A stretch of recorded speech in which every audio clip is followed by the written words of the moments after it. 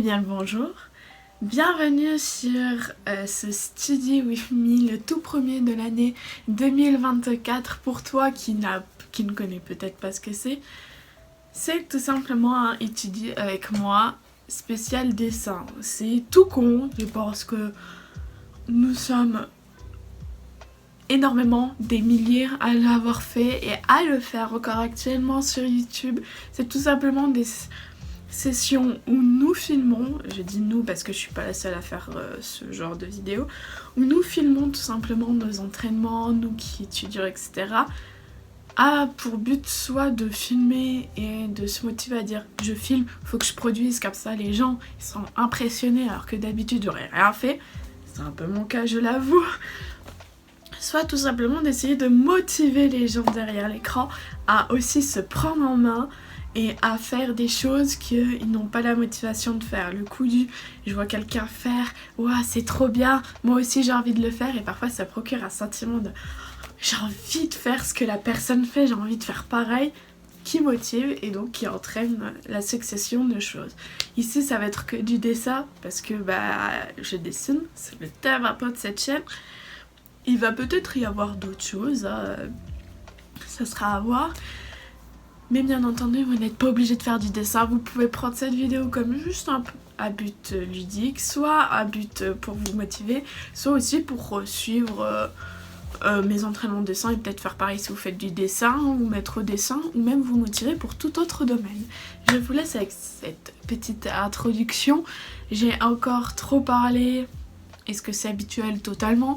Je vous laisse avec la suite de cette vidéo.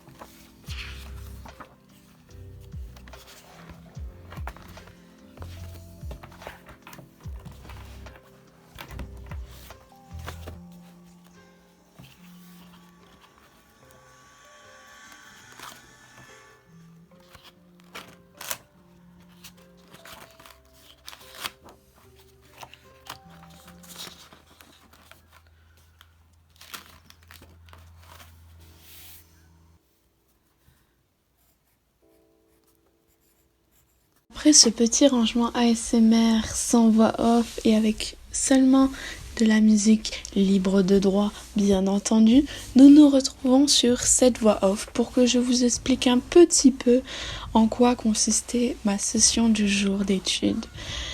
Elle s'est séparée en deux parties. La première, c'était une étude de modèle vivant par numérique, donc modèle numérique plutôt que modèle vivant, étant donné que je ne peux pas assister à de vrais cours de modèle vivant. Puis cette deuxième partie s'est séparée en problèmes aussi au niveau de l'enregistrement, mais j'en parlerai au moment venu dans la vidéo, mais également aussi la lecture un tout petit peu de mon livre que j'ai reçu à Noël, Morpho, Anatomie artistique.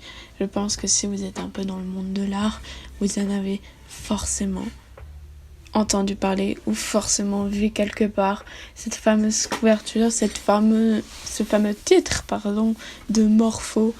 Et je l'ai eu et j'ai commencé à l'étudier, mais vraiment très vite fait. Mais donc elle se sépare en ces deux parties-là avec une majorité des dessins en modèle vivant. Cette première partie donc, c'est réalisé, pardonnez-moi, sur le site Line of Action. C'est un site qui génère des photos de personnes nues, mais aussi d'animaux, de personnes habillées. Il me semble d'expression et autre chose. Je sais plus si c'est de lieu ou pas, je ne suis pas sûre, donc je vais m'arrêter là dans les exemples pour pas dire de bêtises. Moi, j'ai donc choisi le modèle nu, mais également habillé. J'ai eu quelques personnes à habiller. Ma session s'est divisée en 30 minutes, plutôt ma session a duré 30 minutes, qui s'est divisée en plusieurs parties. 10 pauses de 30 secondes, 5 pauses de 1 minute, 2 pauses de 5 minutes et une pause de 10 minutes. Vous verrez que pour la dernière pause de 10 minutes, j'ai eu quelques problèmes lors de l'enregistrement. Je n'avais plus de place sur mon téléphone portable et malheureusement le site s'est réactualisé et je n'ai pas pu finir la personne que je dessinais. J'ai dû donc aller sur Pinterest pour trouver une pose d'un personnage à dessiner pendant 10 minutes. Des péripéties pendant ce tournage, le premier tournage de l'année, ça commence mal.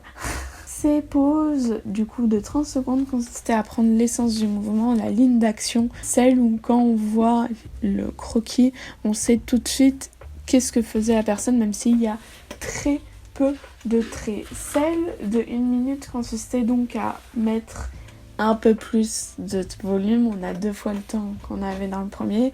Le but, c'est de remettre, du coup, cette ligne d'action, mais également de détailler un peu avec notamment pas de bonhomme bâton.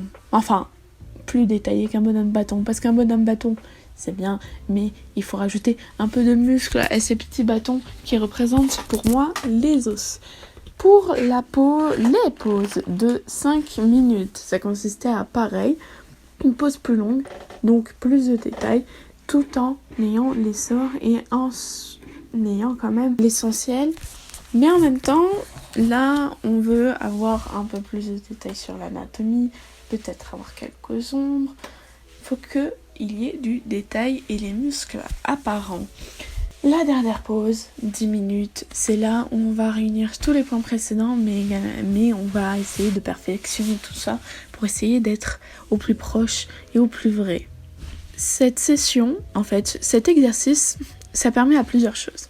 Ça permet tout d'abord à comprendre l'essentiel d'une pause et à savoir ce qui est le plus important dans une pause. C'est bien de savoir faire l'anatomie, mais si la pause n'est pas réaliste ou qu'elle ne dégage rien, pas de sentiment, pour moi, en tout cas, ça sert un peu à rien. Pour moi, tu peux dessiner très bien, mais s'il n'y a aucun sentiment qui s'en dégage, mitigé. Quand je dis sentiment qui s'en dégage, c'est la sensation que la personne est vraiment en mouvement. Quand elle lance une balle, on a l'impression qu'elle a vraiment lancé une balle. On n'a pas une sensation vraiment qu'elle soit en face, mais une sensation vraiment très proche. Et c'est ça qu'on cherche dans cet exercice, retenir l'essentiel de la pose, l'essence de la pose. Les autres exercices vont venir raffiner tout ça et on va nous faire essayer de comprendre comment les muscles fonctionnent, comment les os fonctionnent, les règles, etc.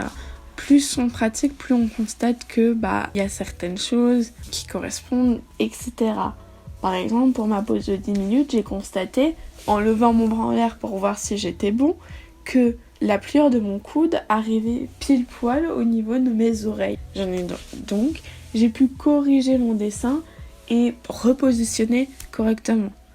Là, c'est tout l'enjeu. En fait, il faut comprendre avec le nombre d'exercices les erreurs qu'on fait et savoir où on peut les corriger et petit à petit affiner tout ça. Comme dit une artiste que j'aime beaucoup, également youtubeuse, qui s'appelle Si, que je vous conseille grandement, c'est faire du moche. L'une de ses vidéos, c'est faire du moche. Et faire du moche, on s'en fout de si mes bonhommes bâtons, là, ils sont beaux ou pas. L'important, c'est de pratiquer. Ça, c'est pas totalement elle qui le dit. Il y a aussi un peu de collabim, il y a aussi un peu de moi. Mais en gros, faut pratiquer. Et plus tu vas pratiquer, mais en même temps, quand tu pratiques, il faut quand même réfléchir à ce que tu fais.